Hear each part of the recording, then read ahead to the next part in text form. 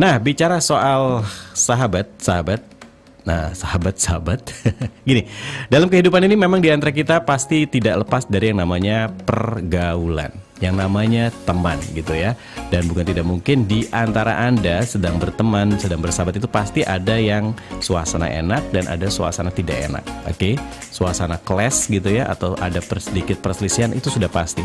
Namun terkadang kita susah sekali untuk memberikan masukan, karena biasanya kalau kita memberikan masukan pada teman itu muncullah rasa, aduh takutlah nanti dia nggak enak nih perasaannya gitu ya, menyinggung perasaannya. Dan tentunya kalau teman yang baik ya ingatkan saja gitu ya. Cuma terkadang itu tadi berat sekali untuk mengingatkan ke teman-teman kita jika mereka mengalami ada satu kesalahan, ada satu yang tidak bagus, sehingga hubungan Anda dengan teman Anda ini menjadi tidak bagus.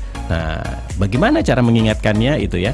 Ini ada beberapa kata-kata bagus ya. Mungkin kata-kata ini bisa menjadikan satu luar biasa buat kita semuanya, untuk kita dalam memberikan nasihat kepada teman-teman kita. Walaupun memang kalau guru kita bilang memberikan nasihat itu kalau memang kita tidak bisa dari lisan kita, ya udah nasihat itu dari orang lain. Kalau memang kita nggak bisa ngasih nasihat ya untuk teman kita, nasihat itu bisa biarkan dari orang lain yang akan bicara. Kemudian nggak mesti hari ini kita mengucapkan nasihat itu, lain waktu juga bisa gitu ya. Dan mudah-mudahan kita bisa lakukan ini gitu ya. Dan ada satu kalimat bagus ini, nasihat yang paling tidak nyaman hati seringkali kita perlukan. Ini di antara keduanya harus mengerti ini nih.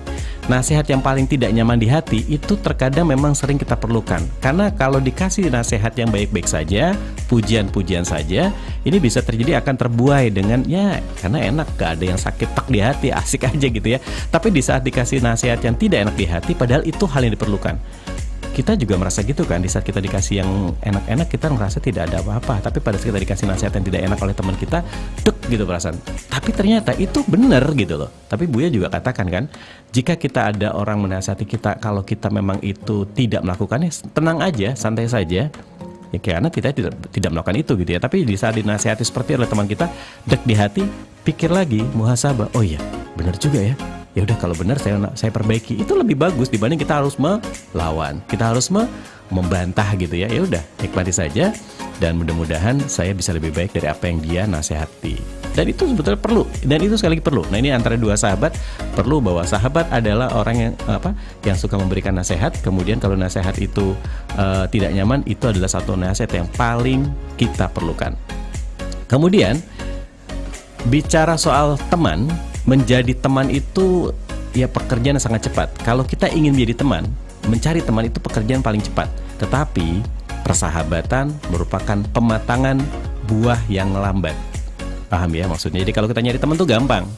Cari teman di mana jadi teman tuh gampang. Tapi kalau teman sudah bicara sampai menjadi seorang sahabat, persahabatan yang kuat, nah ini butuh proses, butuh pematangan. Ibarat kalau sebuah buah itu matangnya lambat gitu ya, itu akan menjadi sebuah persahabatan. Karena kalau kita sudah jadi teman, kemudian kita langsung berkomunikasi lama-lama, maka itu kan ada banyak terjadi peristiwa-peristiwa tuh yang enak, yang gak enak dan sebagainya. Di satu titik kita akan ngerti, oh ternyata si A itu demikian, oh si dia itu demikian. Nah ini akan menjadi sebuah persahabatan. Karena tadi ada sebuah proses dulu, nggak mungkin kita menjadi teman yang sahabatnya kental kalau tidak ada proses-proses yang akhirnya kita mengerti siapa dia, gitu ya. Jadi menjadi teman itu gampang, suatu proses yang cepat, tapi menjadi sebuah persahabatan itu butuh waktu, pematangan. Ibarat buah tadi katakan matangnya agak lama nih, tapi kalau sudah matang insya Allah enak.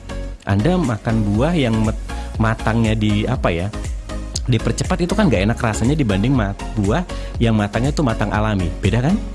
Beda, betul ya. Dan orang yang tak pernah melakukan kesalahan kehilangan banyak peluang besar untuk mempelajari sesuatu. Jika kamu salah, perbaikilah gitu ya. Jika kamu salah, perbaikilah. Maksudnya gini, jadi nggak mungkin lah manusia itu nggak punya salah. Pasti ada salahnya. Ya entah yang kecil-kecil saja, entah nggak disengaja dan sebagainya, pasti punya salah. Nah sebetulnya dengan salah itu Anda jangan langsung, aduh kok saya menyesal, salah. Nggak juga. Artinya iya boleh menyesal, tapi ada satu hal pelajaran. Alhamdulillah ternyata dengan saya salah, saya diingatkan gitu ya. Saya diingatkan dan saya akan pelajari sesuatu yang salah tadi menjadi lebih baik. Dan ini adalah tingkatan kita untuk memperbaiki diri. Maka jika kita diingatkan dan kita salah, ini peluang besar untuk memperbaiki diri lebih baik. Perbaikilah sehingga kita tidak mengulangi kesalahan yang sama ya. Dan sukses itu sahabat tampaknya berhubungan dengan tindakan. Betul. Sukses itu berhubungan dengan tindakan. Jadi Orang sukses itu terus bergerak melakukan sesuatu perubahan ya.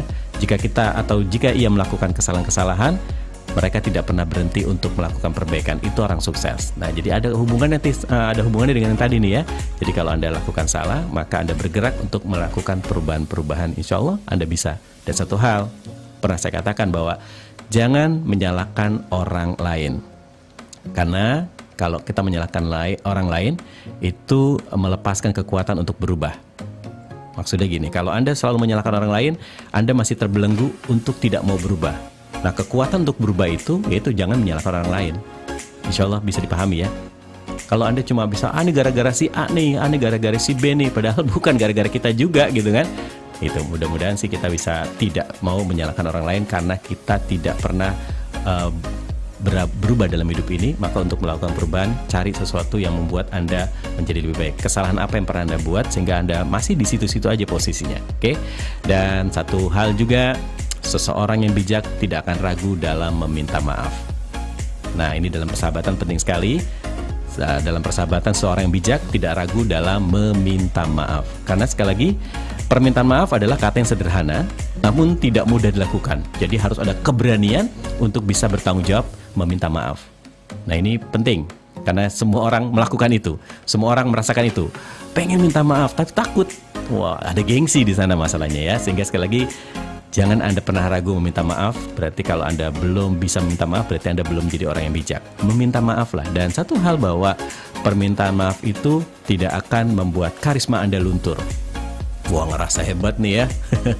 Tapi sekali lagi saya katakan, meminta maaf nggak akan membuat karisma Anda luntur. Jadi lakukan dengan bijak, dengan penuh tanggung jawab. Insya Allah nanti persahabatan dengan rekan Anda menjadi lebih baik, dan Anda akan menjadi orang yang dewasa. Karena ini semua kesalahan-kesalahan yang kita lakukan adalah proses menuju kedewasaan, dan hanya mereka yang dewasalah yang mampu berani meminta maaf. Kalau Anda belum berani meminta maaf, berarti kita belum dewasa. Wah, kok jadi panjang ya hari ini ya. Oke sahabat, demikian sedikit motivasi pagi buat Anda muhasabah kita. Mudah-mudahan ini dapat dipahami, mudah-mudahan dapat dimengerti, dan mudah-mudahan kita menjadi orang-orang atau pribadi-pribadi yang lebih baik lagi. Amin ya rabbal alamin.